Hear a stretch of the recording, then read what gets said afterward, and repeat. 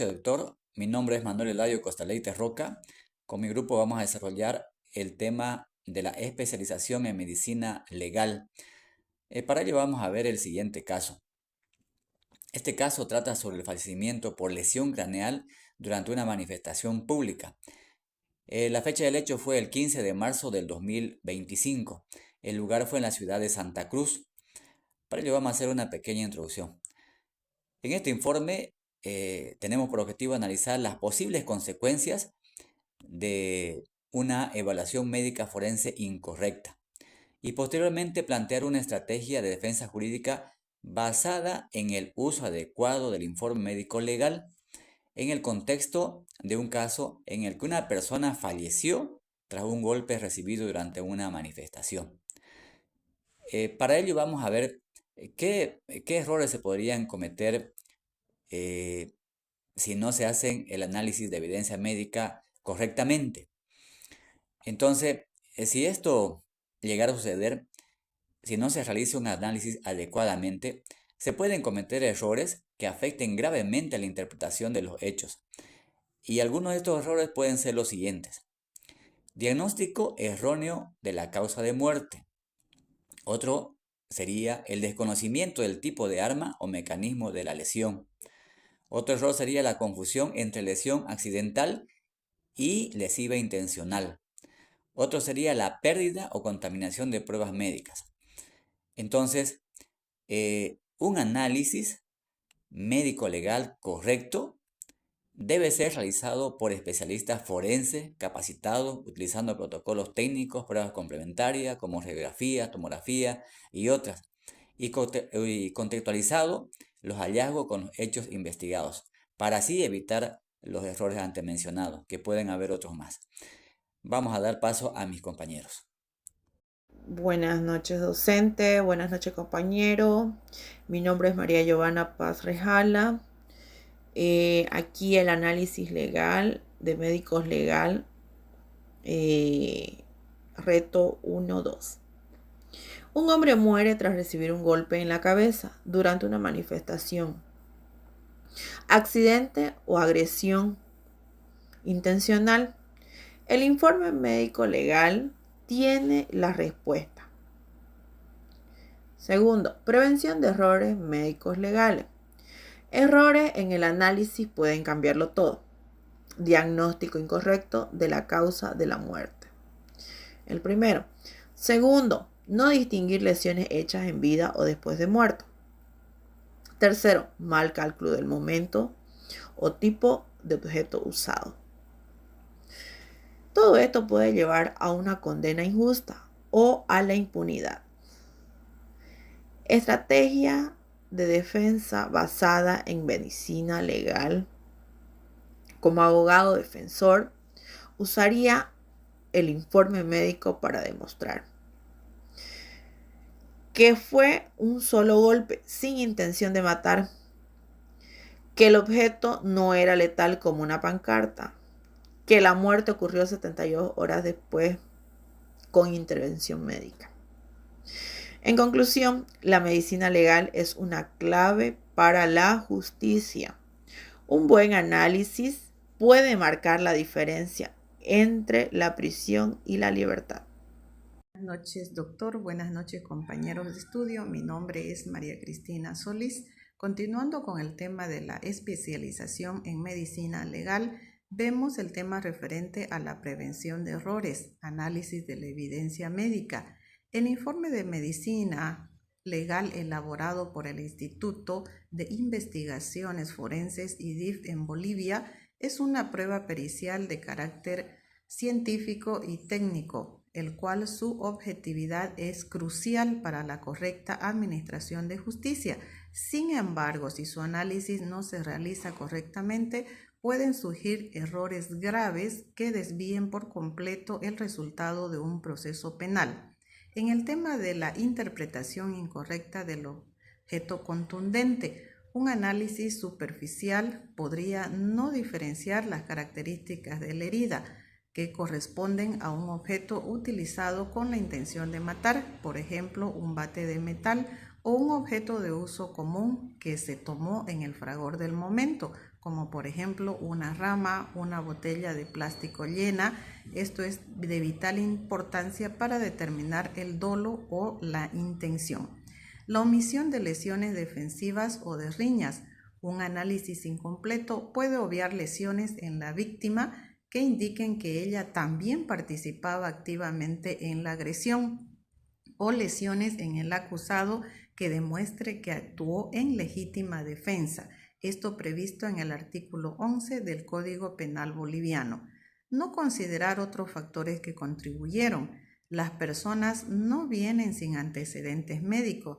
También pueden tener enfermedades previas, como por ejemplo tomar medicamento, o el propio hospital puede cometer errores o sufrir complicaciones como infecciones nosocomiales, si el informe médico no toma en cuenta otros factores que pudieran haber influenciado en la muerte.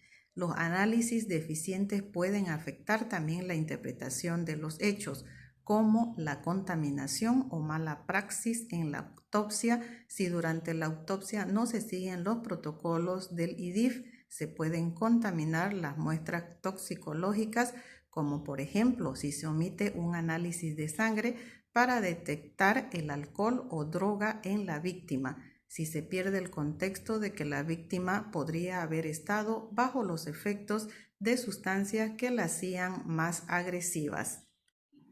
Doctor, buenas noches. Mi nombre es María Magdalena Peralta González. El punto que me tocó exponer, cuando el error forense pone en riesgo la verdad. En medicina legal, los errores forenses pueden tener consecuencias devastadoras. Por ejemplo, sentencias injustas, impunidad o revictimación. La ciencia forense, cuando no se aplica con rigurosidad, pueden dejar de ser herramientas de justicia para convertirse en fuente de error. Por ejemplo, los errores más comunes en la práctica forense sería la determinación incorrecta de la causa de muerte.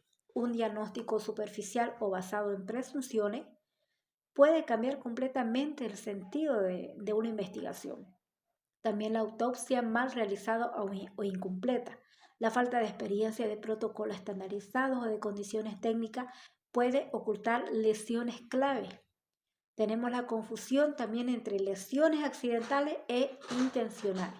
Por ejemplo, interpretar una contusión por caída como resultado de agresión o viceversa. La cadena de custodia interrumpida. La pérdida o contaminación de evidencia puede invalidar hallazgos claves en la escena o laboratorio. También en las fallas en la documentación pericial. Informes ambiguos, mal redactados o sin respaldo científico disminuyen la credibilidad del perito y afectan el proceso judicial. Muchas gracias. Muy buenas noches, doctor. Mi nombre es Marilena Arroyo. Voy a responder la pregunta 2, que es la aplicación práctica como abogada defensora. En este caso, mi principal objetivo sería sembrar la duda razonable en la mente del juez o jurado. No buscaría negar el golpe, sino argumentar que no hubo una intención de matar y que la muerte fue un resultado no deseado o que factores externos contribuyeron al fatal desenlace. Mi estrategia se basaría en el informe médico legal. Me enfocaría en las complicaciones y el tiempo transcurrido en esas 72 horas. Argumentaría que la muerte no fue instantánea, sino que ocurrió 3 días después debido a complicaciones. Esto es crucial porque sugiere que el golpe inicial, aunque grave, no fue inmediatamente mortal. La muerte se produjo por un proceso posterior. Exigiría al forense que detalle exactamente cuáles fueron esas complicaciones. Si fue un edema cerebral masivo, una infección hospitalaria, hubo errores en el manejo médico, si las complicaciones fueron un resultado imprevisible o se agravaron por factores ajenos a mi cliente. Argumentaría que esto rompe el nexo causal directo entre el golpe de mi defendido y la muerte de la víctima. Luego argumentaría sobre la naturaleza accidental del golpe.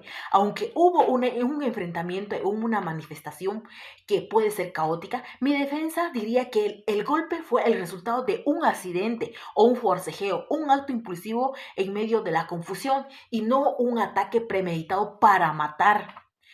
Para esto analizaría si la característica de la lesión en el informe son compatibles con una caída o un empujón, en el lugar de un golpe directo con extrema fuerza. Si el informe no menciona múltiples golpes, solo el de la cabeza, esto refuerza mi argumento que no hubo una intención homicida sostenida. Luego buscaría con causa o factores persistentes de la víctima. Aunque el caso no lo especifica, investigaría a fondo si la víctima tenía alguna condición de salud previa, como problemas cardíacos, fragilidad vascular, o si tomaba algún medicamento que le hiciera excepcionalmente vulnerable a este tipo de lesión. Si la autopsia revelara algo así, argumentaría que esta condición preexistente contribuyó significativamente al desenlace fatal. Esto no eximiría a mi cliente de toda responsabilidad por la lesión, pero sí podría atenuar considerablemente la acusación de homicidio intencional, llevándolo quizás a una figura de lesión grave seguida de muerte donde el dolo de matar no existe.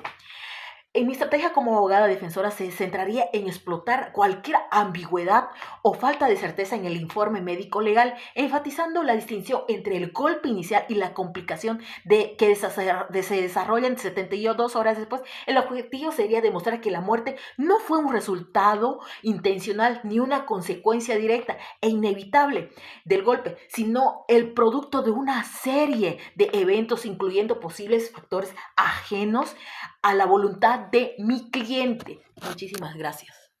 Buenas noches, docente. Buenas noches, compañeros. Siguiendo el tema de medicina legal y ética de médica de caso muerte por lesión craneal, nos enseña la ética, la ciencia y la justicia, la imparcialidad, importancia de los informes y un llamado a la responsabilidad. La medicina legal como garante de imparcialidad. La medicina debe ser imparcial, objetiva para asegurar la justicia. Importancia de informes bien elaborados. Un informe médico legal bien elaborado es fundamental para evitar errores judiciales. Llamado a la responsabilidad ética técnica. Los profesionales de la medicina legal deben actuar con responsabilidad ética y técnica para asegurar la justicia y proteger los derechos de todas las partes involucradas. Mi nombre es María Raquelita Rodríguez Chávez.